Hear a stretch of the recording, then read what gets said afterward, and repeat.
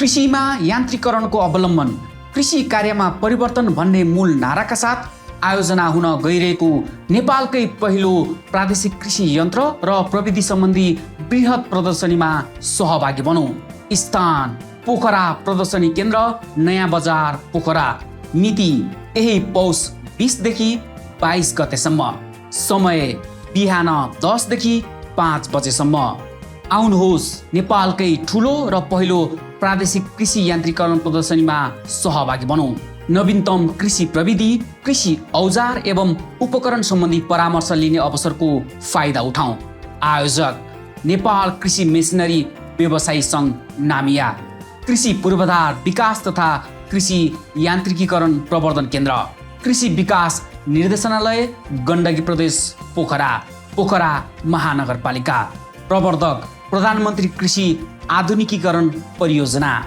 सहयोगी संस्था कृषि तथा पशुपन्छी विकास मन्त्रालय, ग्रामीण उद्यम तथा आर्थिक विकास आयोजना, कृषि तथा पशुपन्छी विकास मन्त्रालय, खाद्य तथा पोषण सुरक्षा सुधार आयोजना।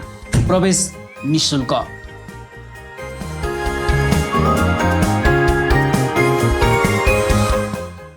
राष्ट्रको शान, हाम्रो किसान। जय कृषि, जय किसान। नमस्कार।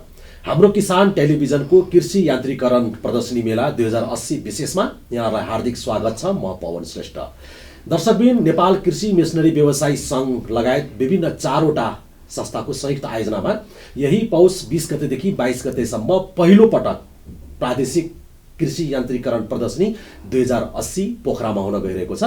यो पोखराको मेलामा समग्र रूपमा चाहिँ त्यहाँ किसानहरूले कस्ता कस्ता नयाँ प्रविधि आएका छन्, कति भिजिटरहरू हुने, मेलाको विभिन्न तयारीको अवस्थामा के छ अहिलेको अवस्था, यी बारेमा आज हामी कुराकानी गर्नेछौँ। हामीसँग आज कुराकानीलाई स्टुडियोमा उपस्थित हुनुहुन्छ नेपाल कृषि मेसिनरी व्यवसायी सङ्घका सचिव एवं मेलाका संयोजक गौरव श्रेष्ठज्यू। नेपाल कृषि मेसिनरी व्यवसायी सङ्घ, त्यसै गरी कृषि पूर्वाधार विकास तथा कृषि यान्त्रिकरण प्रबन्धन केन्द्र र पोखरा महानगरपालिका र कृषि विकास निर्देशनालय हेटौडाको यहाँहरूको चारैजनाको संयुक्त आयोजनामा यो पहिलो पटक प्रादेशिक कृषि मेला हुन गइरहेको छ। के चाहिँ यहाँ मेला संयोजक भएको हिसाबले अहिलेसम्म तपाईँहरूको मेलाको तयारीहरू के कस्ता रहे, मेलामा किसानले के कस्ता नयाँ प्रविधि यन्त्रहरू हेर्न पाइन्छ, के छ जानकारीहरू? सर्वप्रथम त यो प्रथमपल्ट हाम्रो सङ्घ लगायत अन्य निकायहरूको संयुक्त आयोजनामा हुँदै गरेको यो कार्यक्रममा चाहिँ तपाईँको उल्लेखनीय रूपले प्रदर्शनीकर्ताहरूको चाहिँ उत्साह देखियो। स्टल बुकिङ पनि त्यही अनुरूप चलिरहेको छ अहिले। यसमा हामीले 50वटा स्टलको हाराहारीमा हामीले चाहिँ बुकिङ खुल्ला गरेकोमा लगभग हाल चाहिँ 95% भन्दा माथि चाहिँ हाम्रो स्टल बुकिङ भइसकेको अवस्था छ।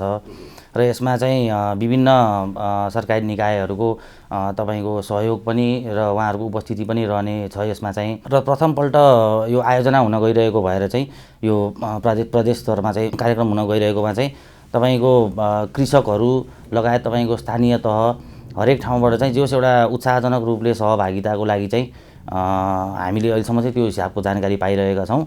र प्रदर्शनीको तयारीको कुरा गर्नुपर्दाखेरि हामीले लगभग चाहिँ तपाईँको स्टल बुकिङ लगभग अब समाप्त हुने अवस्थामा छ।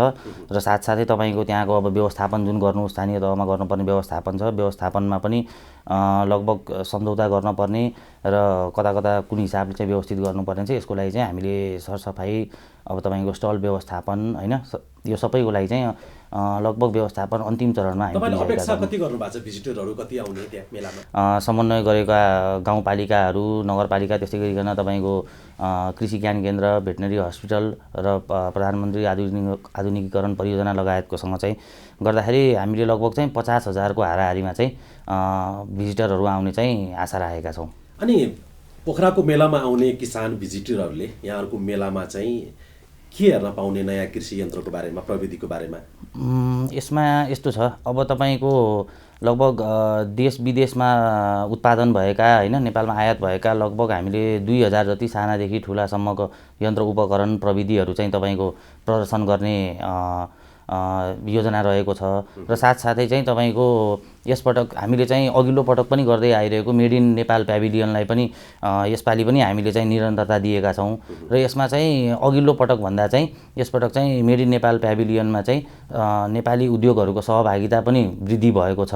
र यसमा चाहिँ अब नेपालमा उत्पादन भएका विभिन्न औजार उपकरण प्रविधिहरू चाहिँ थप चाहिँ प्रदर्शनी हुने अपेक्षा गरेका छौँ।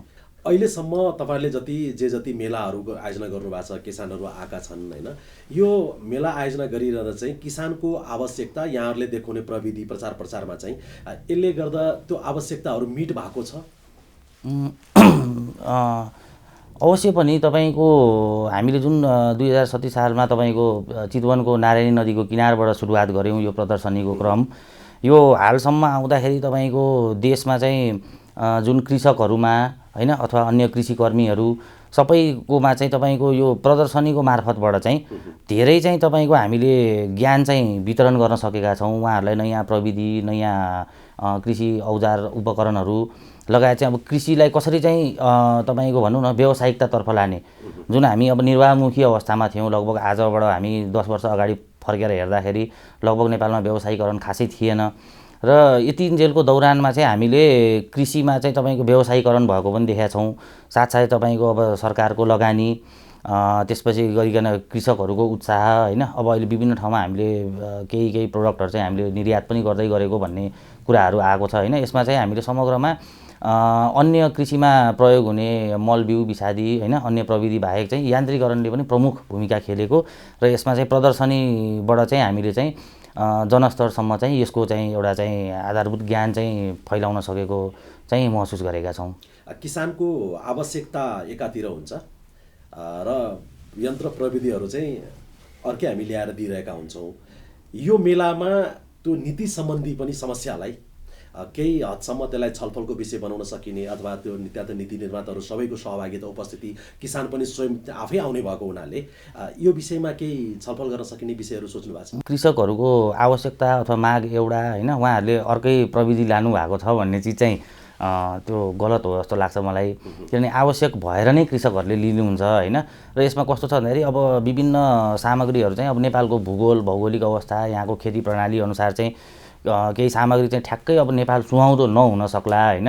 त्यसमा पनि हामीहरू चाहिँ वर्कआउट गरिरहेका छौँ। व्यवसाय पनि हुनुहुन्छ होइन, नामिया भनेको एउटा व्यवसायहरूको संस्था हो, त्यो दायित्व तपाईँहरूको पनि पर्छ। जस्तो नेपालको भूगोल अनुसार भूगोललाई जो आवश्यकता छ त्यो किसिमको प्रविधिहरू हामीले यहाँको किसानलाई दिन सक्यो भने हामीले लिएको सोचेको कुराहरू चाहिँ बल्ल त्यसबाट पुरा हुन्छ। त्यसतर्फ चाहिँ के गर्न सकिन्छ, यसमा के सोच छ? यसमा चाहिँ यस्तो छ, अब हामीहरूले सक्दो नेपाल सुहाउँदो यन्त्र उपकरण हाम्रो सङ्घभित्र भएका व्यवसायीहरूले ल्याइ पनि रहनु भएको छ। हाम्रो विभिन्न व्यवसायी साथीहरूले चाहिँ अब उद्योगतर्फ पनि जानुभएको छ होइन। र ती उद्योगहरूले पनि अहिले चाहिँ तपाईँको अब नेपालमा ठ्याक्कै के हामीलाई आवश्यकता पर्छ त्यसलाई मोडिफिकेसन, कुनै मेसिनलाई कसरी मोडिफाई गरेर चाहिँ एउटा नेपालमा ठ्याक्कै नेपालको आवश्यकता अनुसार चाहिँ सुहाउँदो बनाउन सकिन्छ भनेर यसमा पनि धेरै किसिमका कार्यहरू भइरहेको छ। यसमा हाम्रो यता राष्ट्रिय कृषि इन्जिनियरिङ अनुसन्धान केन्द्रसँग पनि समन्वयमा विभिन्न व्यवसायी साथीहरूले चाहिँ नयाँ प्रविधिहरू पनि नेपाल सुहाउँदो उत्पादन पनि गरिरहनु भएको छ होइन। अब यसै गर्दैखेरि तपाईँको लगभग अब हामी त्यो अनुसारले कृषकको माग अनुसार, बजारको माग अनुसार होइन यसमा चाहिँ हामीहरू लागि परेका छौँ। यहाँहरूले किसानलाई दिने जुन प्रविधिहरू, यन्त्रहरू छ नि, त्यो किसान मैत्री नहुँदा अहिले धेरै रिपोर्टहरू, समाचारहरू पनि आइरहेको छ होइन। त्यो प्रविधिहरू अहिले डम्पिङ भइरहेछ है, त्यो युटिलाइज भएको छैन। त्यहाँनिर राज्यको पैसा पनि गएको छ, किसानको लगानी पनि भएको छ, अनुदानहरू गएको छ। त्योतर्फ पनि त ध्यान दिनु जरुरी छ नि त। यसमा चाहिँ यस्तो छ, तपाईँको डम्पिङ भएको भन्दा पनि यसलाई हामीले कुन हिसाबले बुझ्न पऱ्यो भन्दाखेरि जुन हिसाबले तपाईँको सरकारको लगानी छ, कृषकहरूको लगानी छ होइन, उहाँहरू किनभने यो नयाँ आधुनिक प्रविधिप्रति आकर्षित हुनुभएको भएर सबैले यसमा लगानी गरिरहनु भएको छ, क्षेत्र पनि बढ्दै गइरहेको छ। अब यसमा के छ भन्दाखेरि अलिकति यसमा सरकारी निकायको तर्फबाट पनि हामी के एउटा ध्यान आकर्षण गराउन चाहन्छौँ भन्दाखेरि यसमा चाहिँ कसरी अब हामीले त्यो वितरण गरिसकेका प्रविधि अथवा अब हामीले वितरण गर्न लागेको प्रविधिहरू छ त्यसको विषयमा चाहिँ हामीले विभिन्न ठाउँमा कुरा पनि गर्दै आइरहेको छौँ कि कमसेकम पनि त्यो लगानीको 5% देखि 10% चाहिँ तपाईँको यसलाई चाहिँ हामीले कृषकहरूलाई चाहिँ कसरी चाहिँ तपाईँको त्यो मेसिनलाई 12 महिना प्रयोग गर्न सकिन्छ, सिजन वाइज चाहिँ कसरी यसबाट आम्दानी वृद्धि गर्न सकिन्छ, साधारण मर्मत सम्भार, त्यस्तै गरिकन हामीहरूले विभिन्न ठाउँहरूबाट तपाईँको यो मेसिनरीको औजारको मर्मत सम्भारहरू होइन यो सबैको क्रियाकलापहरू पनि सङ्घले गर्दै आइरहेको छ होइन। अब यसबाट चाहिँ धेरै हदमा चाहिँ हामीहरूले त्यो मर्मत सम्भारहरूदेखि लिएर आफ्टर सेल सर्भिस सबैलाई हामीले चाहिँ बढाउँदै गइरहेका छौँ। त्यसमा अब केही स्थानहरूमा आउँदाखेरि पनि त्यस्तो अवस्थामा हामीले सक्दो अब कुन हिसाबले चाहिँ सक्दो चाँडो त्यहाँ नजिकै को व्यवसायी साथीहरू हुनुहुन्छ होइन उहाँ मार्फत चाहिँ यसलाई चाहिँ एउटा समाधान गर्ने विषयमा चाहिँ लागिरहेका छौँ। त्यसको युटिलाइज त हुनु पर्यो नि त होइन, चलाउन जानिएन होइन, त्यो डम्पिङ भएर बस्दिने बिग्रिने अथवा त्यसमा गुणस्तरको कुराहरू पनि आउँछ होइन। यी सम्पूर्ण समस्याहरू जुन छ यसलाई चाहिँ तपाईँहरूको यो प्रादेशिक मेलामा पोखरामा चाहिँ यो लेभलको कार्यक्रमहरू गोष्ठीहरू अथवा केही गर्ने त्यस्तो केही नयाँ छ? यसमा छ हाम्रो तपाईँको यो कार्यक्रमकै दौरानमा चाहिँ हामीले तपाईँको अब जस्तो कृषि विभागको तर्फबाट होइन, त्यस्तै गरिकन अब अन्य हाम्रो जुन अनुदान वितरण हुने निकाय स्थानीय तहको निकायहरू छ उहाँहरूसँग बसेर चाहिँ एउटा कार्यशाला गोष्ठी गर्ने भनेर चाहिँ यसको पनि तयारी गरिसकेका छौँ होइन। त्यो कार्यक्रमको बिचमा अब कृषकहरू पनि आउनुहुन्छ होइन, त्यहाँ भिजिटरको रूपले आउँदाखेरि उहाँहरूलाई पनि कुनै त्यस्तो लागेको छ भने त्यही प्रत्यक्ष रूपले चाहिँ यसको विषयमा चाहिँ त्यो गर्न चाहिँ सकिन्छ र समाधानको एउटा चाहिँ निचोड चाहिँ त्यहाँबाट निकाल्ने भन्ने कोसिस हामीले पनि गरेका छौँ। हामीले यो जुन प्रदर्शनी आयोजना गरेका छौँ यो प्रदर्शनी तपाईँको निष्पक्ष रूपले तपाईँको कृषकहरूको लागि कृषि उद्यमीहरू र जो निर्वाहमुखीबाट अब व्यावसायिकतातर्फ चाहिँ उन्मुख हुनुहुन्छ होइन उहाँहरूलाई लक्षित गरेर हामीले यो कार्यक्रम आयोजना गरेका छौँ। कृषिका विद्यार्थीहरू हुनुहुन्छ होइन उहाँहरूलाई अब आफूले पढेर आएको चिजलाई कसरी अब अपग्रेड गर्ने, अहिले लेटेस्ट चाहिँ अब के चाहिँ टेक्नोलोजीहरू निस्किएको छ यसको बारेमा अध्ययन गर्ने पनि एउटा ठाउँ हुने भएर चाहिँ यसमा चाहिँ सक्दो प्रादेशिक कार्यक्रम भए पनि यसमा चाहिँ देशैभरिका कृषिप्रति इच्छा राख्ने, कृषिलाई प्रेम गर्ने जति पनि हुनुहुन्छ उहाँहरू सबैलाई चाहिँ यो कार्यक्रममा चाहिँ सहभागी भई बढीभन्दा बढी चाहिँ लाभ लिनु हुन चाहिँ अनुरोध गर्दछु। हुन्छ, यहाँले जुन आफ्नो समय र विचार व्यक्त गर्नुभयो यहाँलाई धेरै धेरै धन्यवाद र मेलाको शुभकामना पनि। हस् धन्यवाद। हामी फेरि पनि कृषि यान्त्रिकरण विशेष कार्यक्रम अन्य व्यक्तित्वसँगहरूलाई जोड्ने क्रम जारी नै छ। आजलाई भने म पवन श्रेष्ठलाई बिदा दिनुहोस्, नमस्कार।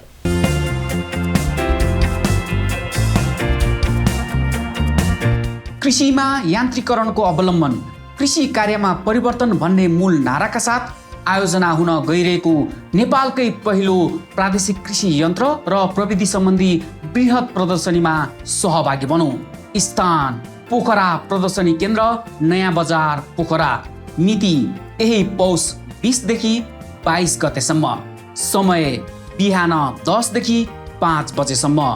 आउनुहोस्, नेपालकै ठुलो र पहिलो प्रादेशिक कृषि यान्त्रिकरण प्रदर्शनीमा सहभागी बनौँ। नवीनतम कृषि प्रविधि, कृषि औजार एवं उपकरण सम्बन्धी परामर्श लिने अवसरको फाइदा उठाउँ। आयोजक नेपाल कृषि मेसिनरी व्यवसायी सङ्घ नामिया, कृषि पूर्वाधार विकास तथा कृषि यान्त्रिकीकरण प्रवर्धन केन्द्र, कृषि विकास निर्देशनालय गण्डकी प्रदेश पोखरा, पोखरा महानगरपालिका। प्रवर्धक प्रधानमन्त्री कृषि आधुनिकीकरण परियोजना। सहयोगी संस्था कृषि तथा पशुपन्छी विकास मन्त्रालय, ग्रामीण उद्यम तथा आर्थिक विकास आयोजना, कृषि तथा पशुपन्छी विकास मन्त्रालय, खाद्य तथा पोषण सुरक्षा सुधार आयोजना। प्रवेश निःशुल्क।